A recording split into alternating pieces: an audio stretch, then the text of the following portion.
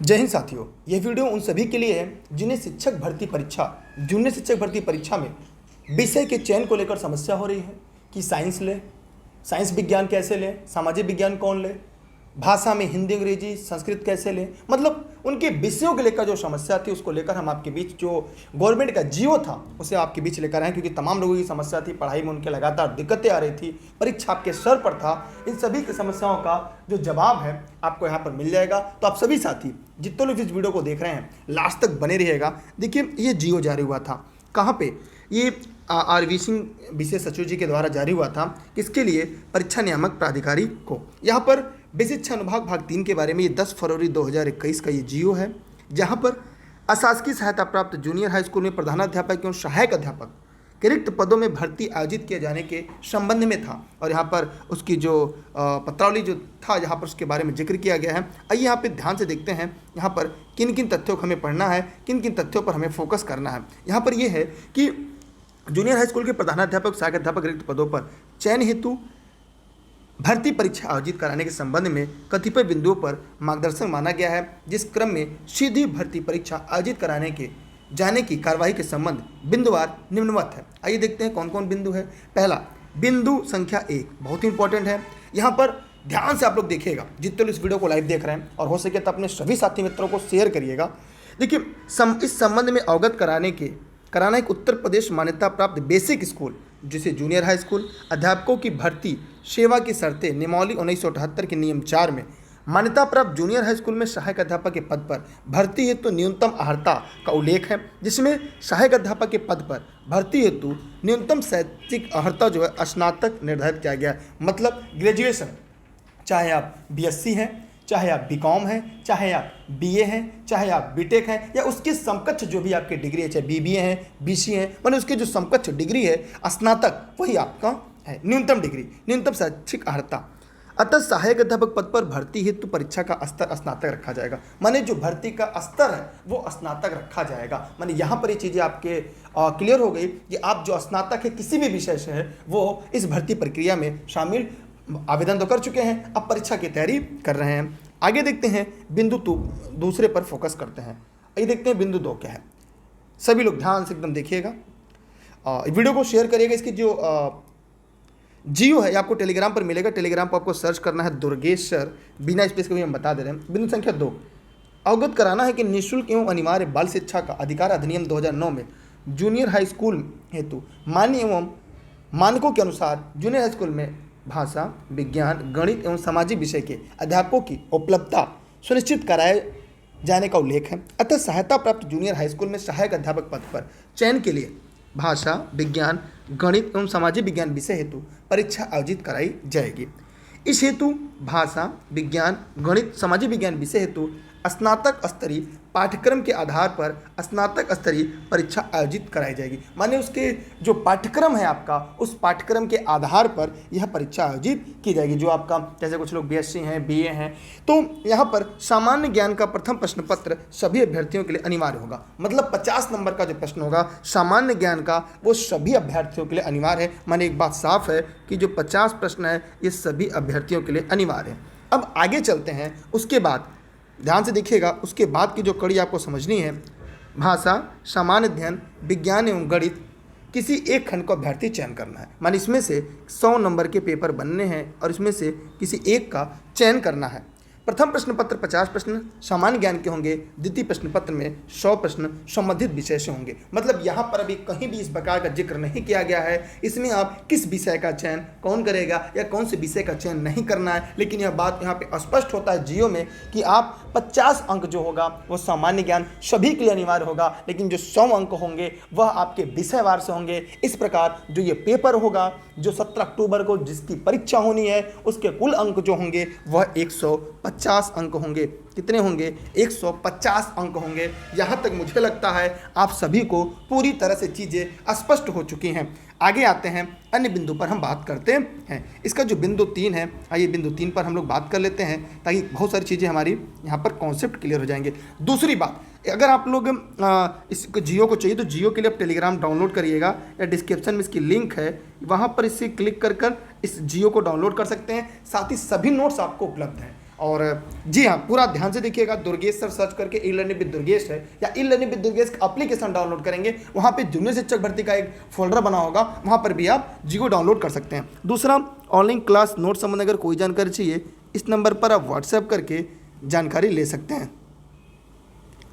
जी हाँ, मेरी class as a guest के रूप में यहाँ पर उपलब्ध है और मैं ई लर्निंग विद दुर्गेश पे जौनपुर से निःशुल्क देशहित में राष्ट्रहित में पढ़ाता रहता हूँ। देखिए यहाँ पर देखिए बिंदु 3 के बारे में क्या है, यहाँ अवगत कराने उत्तर प्रदेश मान्यता प्राप्त basic school junior high school अध्यापकों की भर्ती और सेवा की शर्तें नियमावली 1978 में प्रधानाध्यापक के पद पर चयन हेतु न्यूनतम शैक्षिक अर्हता स्नातक के साथ साथ अध्यापक के रूप में 5 वर्षों का अनुभव, मतलब जो प्रधानाध्यापक बनने हैं उन्हें 5 वर्ष का अनुभव होना जरूरी है। प्रधानाध्यापक पद पर चयन हेतु न्यूनतम शैक्षिक अर्हता स्नातक के साथ साथ 5 वर्षों का शिक्षण अनुभव अनिवार्य रूप से होना चाहिए। प्रधानाध्यापक पद पर चयन के लिए परीक्षण स्नातक स्तरीय पाठ्यक्रम के आधार पर सामान्य प्रशासनिक क्षमता अन्य विषयों के ज्ञान पर आधारित प्रश्न पत्र का निर्माण किया जाएगा। एक प्रश्न पत्र शिक्षा विभाग संबंधित विभिन्न अधिनियम नियम और शासनादेशों का होगा। मतलब यहाँ पर यह प्रधानाध्यापक के लिए कहा रहा है कि अगर आपको 5 वर्ष का अनुभव होना चाहिए और उसके अलावा अन्य कुछ प्रश्न होंगे जो उन्हें अलग से पेपर के रूप में देने होंगे। मतलब यहाँ आपके अगर जो सहायक अध्यापक की तैयारी कर रहे थे उनके लिए यह नियम कोई काम का नहीं है। अब और आगे चलते हैं, ये जियो गवर्नमेंट का जियो है, देख लीजिए गवर्नमेंट का जियो है। आगे देखेंगे यहाँ पर फिर आगे हमें मिल रहा है कि शिक्षा विभाग के संबंधित गठित विभिन्न आयोगों समितियों उनकी संस्तुतियों शिक्षा नीतियों के संबंध में उनके विभागीय कार्यक्रमों योजनाओं संबंधित का परीक्षण करने हेतु निर्धारित कर दिया जाए, जिससे अभ्यर्थी के शिक्षा के संबंध में सामान्य समझ एवं जानकारियों का आकलन किया जा सके। अब मतलब यहाँ पर हम आगे देखेंगे जो काफ़ी महत्वपूर्ण है, जो ये कह रहा है कि बिंदु 4, 5 और 6 के संबंध में अवगत कराना है कि अशासकीय सहायता प्राप्त जूनियर हाई स्कूल में चयन की जो कार्यवाही उत्तर प्रदेश मान्यता प्राप्त basic school junior high school अध्यापकों की भर्ती सेवा शर्त नियमावली 1978 के प्राविधानों के अनुरूप की जाती है। इसलिए प्रश्नगत चयन की कार्यवाही उत्तर प्रदेश मान्यता प्राप्त basic school junior high school प्रधानाध्यापक भर्ती और सेवा की शर्तें यहाँ पे हैं। ठीक, अब आगे बिंदु नंबर 7 पे देखते हैं। बिंदु 7 को ध्यान से देखेंगे फिर से कि इस संबंध में अवगत कराना है उत्तर प्रदेश मान्यता प्राप्त basic school junior high school प्रधानाध्यापक की भर्ती और सेवा की शर्तें नियमावली 1978 के अंतर्गत की मान्यता प्राप्त जूनियर हाई स्कूल सहायता प्राप्त जूनियर हाई स्कूल के दोनों प्रकार के विद्यालयों में चयन किए जाने का प्राविधान किया गया है।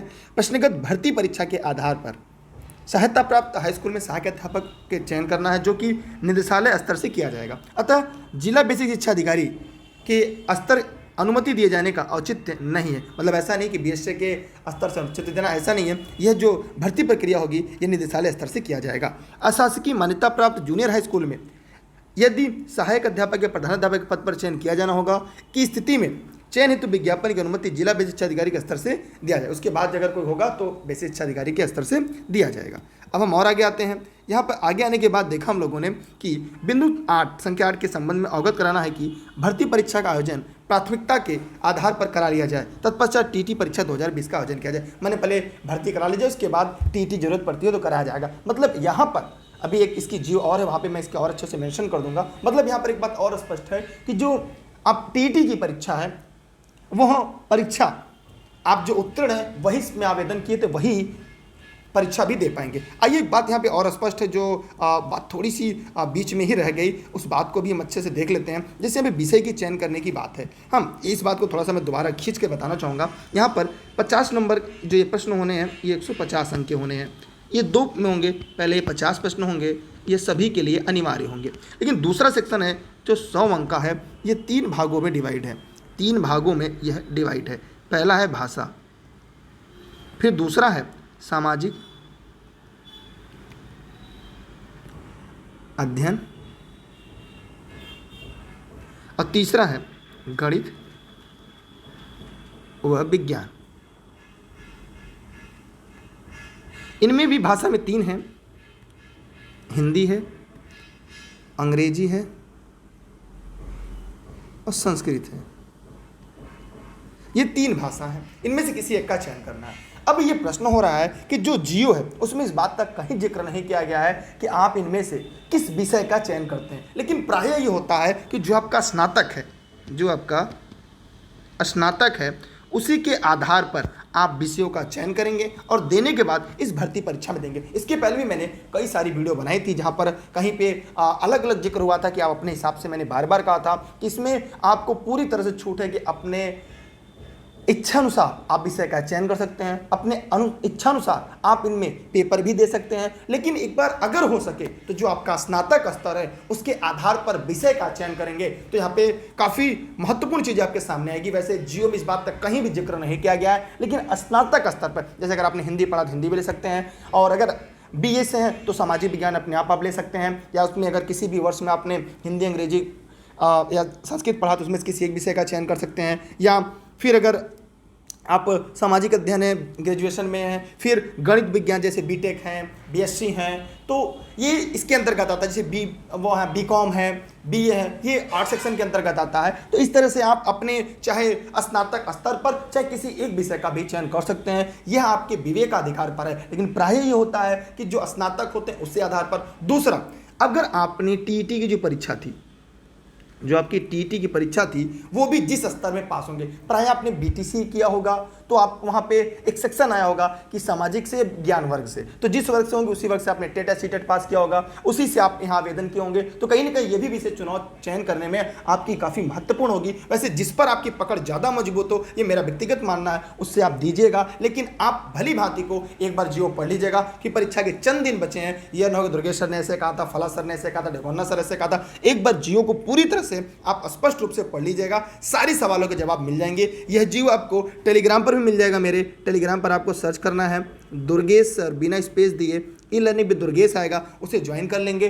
Facebook page e learning with Durgesh, Instagram, Twitter, YouTube e learning with Durgesh है। और घर बैठे यदि आपको नोट्स चाहिए तो आप नोट्स के लिए इन नंबरों पर व्हाट्सएप करके जानकारी ले सकते हैं। जी हाँ, जहाँ पे फर्स्ट पेपर के आपके सभी नोट्स उपलब्ध हैं जो आपके सफलता में 4 चांद लगा सकते हैं। तो चलिए बिना देरी किए अब हम यहाँ पे जो अपनी टॉपिक थी इसकी समापन करते हैं। अगर आपके इसके मन में कोई सवाल आता है इसके अलावा तो कमेंट सेक्शन में जाइएगा और कमेंट करिएगा, और कमेंट करने के बाद हम आपका जवाब देने का पूरा प्रयास करेंगे। इस वीडियो को ज़्यादा से ज़्यादा लोगों तक शेयर करिएगा। जो भी जूनियर शिक्षक भर्ती की परीक्षा में बैठने जा रहे हैं या आवेदन करने जा रहे हैं, उनके लिए वीडियो सबसे ज़्यादा महत्वपूर्ण हो सकता है। चलिए चलते हैं, तब तक के लिए बाय बाय, जय हिंद, जय भारत। यहाँ जियो को फिर से आप पढ़िएगा, और क्योंकि यही जियो आपके लिए आधार है, जो आपका अंतरात्मा है वही आप चुनाव करिएगा, सुनिएगा सबका, करिएगा अपने मन का। क्योंकि ये हम लोग की जो अभी तक की जितनी भी वीडियो हमने आपको उपलब्ध कराई, जहाँ पर मैंने जो भी चीज़ें बताई हैं वो जियो के आधार पर है, और आप स्वयं जियो पढ़िएगा, वही मान्य होगा आपका। चलते हैं, बाय बाय। और हाँ, कट ऑफ को लेकर हम बता दें यहाँ पे कट ऑफ कितनी बनेगी। तो यहाँ पे कट ऑफ के बारे में भी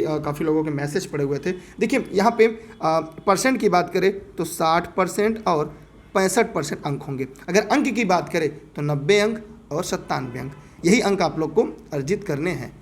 ठीक है, तो ये आपको भी पता होगा। उसके लिए भी एक जियो है, वो भी आपको टेलीग्राम पर उपलब्ध हो जाएगा। इससे ज़्यादा अंक लाने हैं, ठीक है, तो प्रयास करिएगा कि अपना बेहतर देने का, अपना बेस्ट देने के लिए, क्योंकि रेस के घोड़े हमेशा रेस में अच्छे लगते हैं, खेत में नहीं। बहुत बहुत धन्यवाद है सभी का।